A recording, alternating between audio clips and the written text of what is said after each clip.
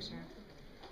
It works, and if you go to, the best way to get there, if you look up, I think, Lionel Alford in YouTube, but if you go to www.lionelalford.com to Educator, and you look up this class, because I list all the classes, and I have some class stuff in there, and if you look up the Matthew class, there are links to the YouTube, and also to a site that my boy set up for me in some site on Google site or something that has YouTube. So you can see it there. And I looked at them. They look, I look relatively intelligent. I guess it's pretty funny to look at yourself. But in any case, it's up there, and that's what my son and daughter and some other people that I work with have requested. I'm going to put the Apocrypha class too when I get there. So anyway, as you know, we're looking at the Gospel of Matthew, and we're up to I don't like use the word Beatitudes, because Beatitude, Pastor mentioned today, and as I said before, I intentionally made these classes to follow what the church's readings were. So we're hitting them at almost exactly the same point as the readings in the church, and as the sermons and everything like that. That's intentional, because I thought that'd be really good. Since I don't do theology and doctrine, you can get your theology and doctrine there, and you can think about it. We're just doing the Greek. But I would ask you this very simple question. Why do you think the Pauline letters and the epistles were so popular back in the early church as compared to the Gospels? They came first. Actually, the very first, if you were in the Thessalonian class, the very first one was the letter to the Thessalonians. I think it was 55 AD, easily set in time. The second was 2 Thessalonians, about 56 or 7. I think that's about right. Maybe it's early. Maybe it's 52. Maybe 52, I think. 52 AD. But in any case, the epistles came first, before the Gospels. So, in an English translation, which looks more complex in the English translation, the epistles or the Gospels? In English, the epistles. The epistles in English look more complex. Guess what? Are you catching a little bit from this class?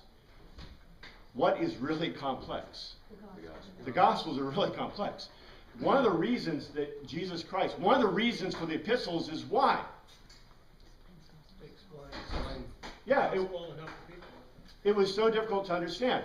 When you have a guy standing on a high place, an oro, and he's saying, Makar, he's using a Greek poetic blessing sense, as opposed to a Hebraic or opposed to just a simple blessing, a euangelion or some other word in the Greek. He's using makar, which is a very classical Greek sense. That's the reason I don't like to use the word beatitude for the blessings, the makars. Because why do you think they got the word beatitude in Latin? Beatitude is a similar word to makar in Latin. Makar means a classic poetic blessing. Extremely blessed. It's a classical Greek form.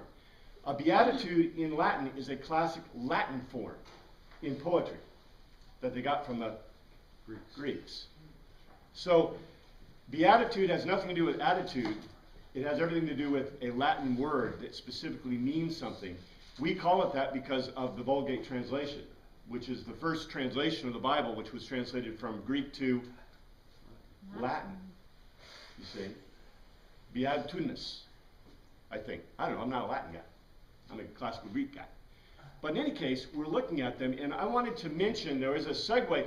This is a problem, and we're stuck in the Beatitudes for a little while, intentionally, at least until I finish looking at them myself, because they are so complex that there's no way that I want to skip or to shorten you on them, because I think they set the tone for the entire book of Matthew, just like the thesis of Matthew.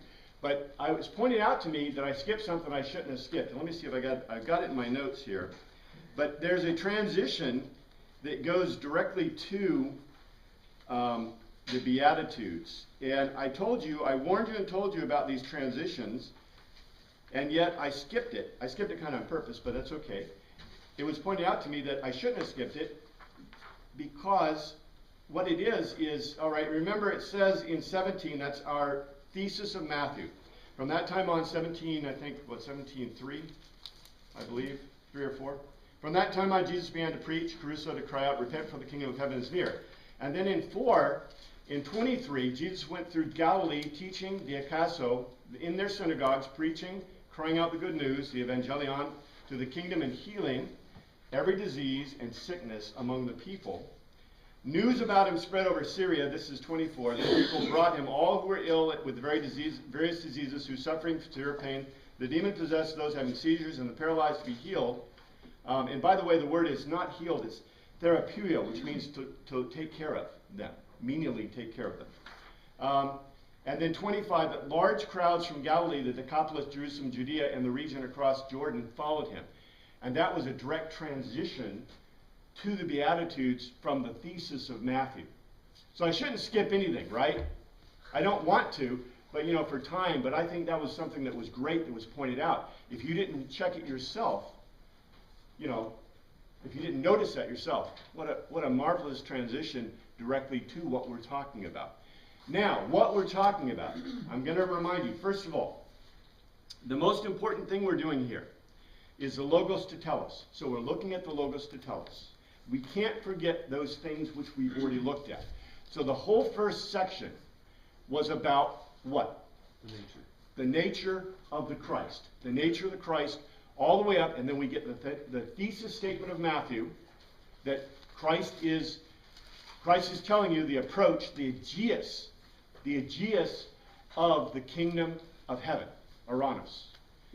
So with that in mind, and I'm going to remind you a little bit about, let's see, I had some special notes in here. I must go through. Anyway, I'll remind you about what we were talking about. The crowds came around him. Remember, we like to say they're his disciples, but it's the word in the Greek is matheti, so learners. So it doesn't mean just the disciples. It means all those people that were around him. He began to speak, and they were logos. So he was giving an argument, a logos to tell us argument. And then it starts with blessed, makarios, supremely blessed, a Greek blessing from poetry. If you remember, the thesis is 17. From that time on, Jesus began to preach, to cry out, repent, for the kingdom of heaven is near, aegeus. That statement in itself is countercultural. And so we get these statements. Now notice, the first one is, and I'll remind you of it, says, blessed makaros are not the poor, the patokos, those who publicly cringe to beg in pneuma, in spirit. For theirs is the kingdom of heaven. So if you're cringing and begging for the Spirit, you can find the kingdom of heaven. The second one is this. It says, makaros, supremely blessed are those who wail, who peniteo, who wail, who grieve, who wail in grieving. For they will be parakleo, called near, for comforting, but also for punishment. That's what parakleo means. So what you have is, do you notice something here? Pull it out of your Hebraic knowledge.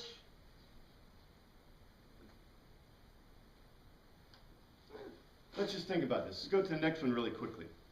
Okay? It says, blessed markaros are the mild, the praus, those who don't make any noise, because they will inherit, they will be partitioned by law to gay. Who owns gay? Satan. This doesn't sound like a blessing, does it? Now, the next one. Next one says, and I'll remind you of it, says, oops, gotta find it. Marikaros, extremely blessed are those who hunger and thirst. Actually, it's who crave, who pine. Pineo, right, our word pine comes from pineo, and thirst. Diapaso, for diakosune, for equity. for they will be gorged. And I mentioned that before. Can you hunger and thirst for equity?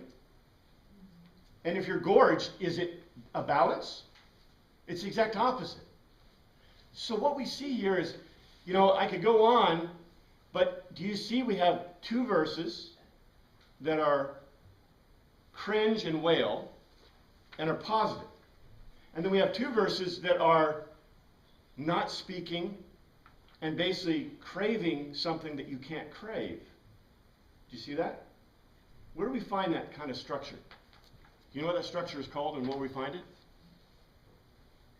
That is called parallelism. Parallelism. And we find it typically in Hebraic literature.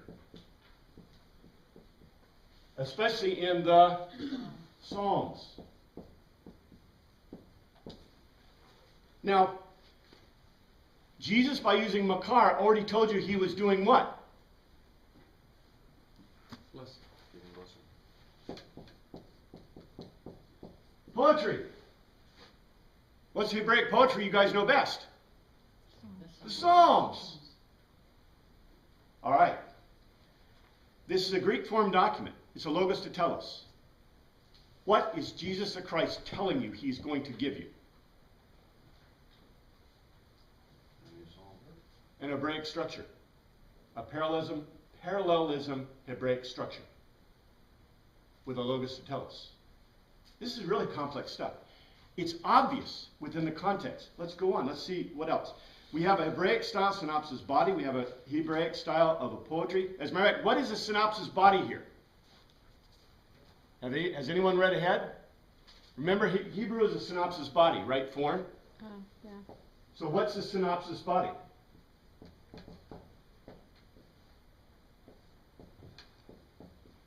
The rest that follows.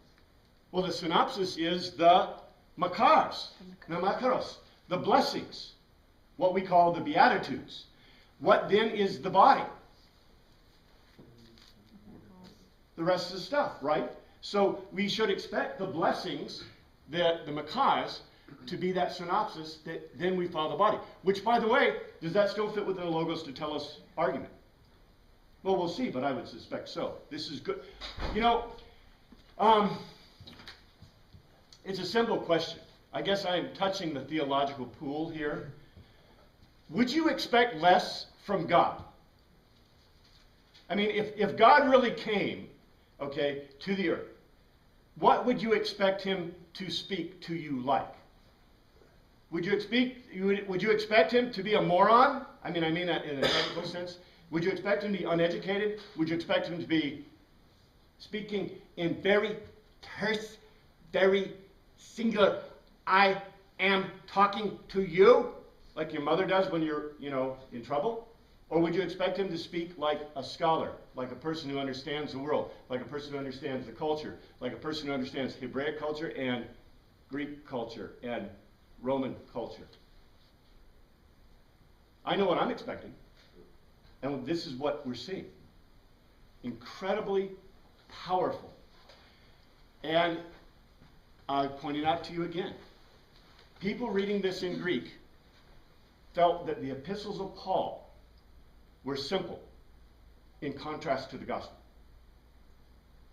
Because they see the gospel as a very complex form of literature, a very complex form of argument, with things that are hard to understand and paradoxes, as we've seen. So,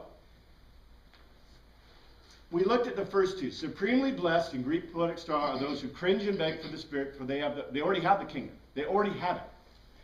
Supremely blessed are those who wail and grieve, for they'll be called near. But then the second two. Supremely blessed are those who don't do anything, for they'll be partitioned by law to the soil that belongs to Satan. I don't think I want to be in that group. So don't keep your mouth shut. Supremely blessed are those who crave and thirst for equity of being, for they will be gorged. Now, before we go to the next two. But that is the absolute opposite that blessed are the meek, for they will inherit the earth. Yeah. And that has been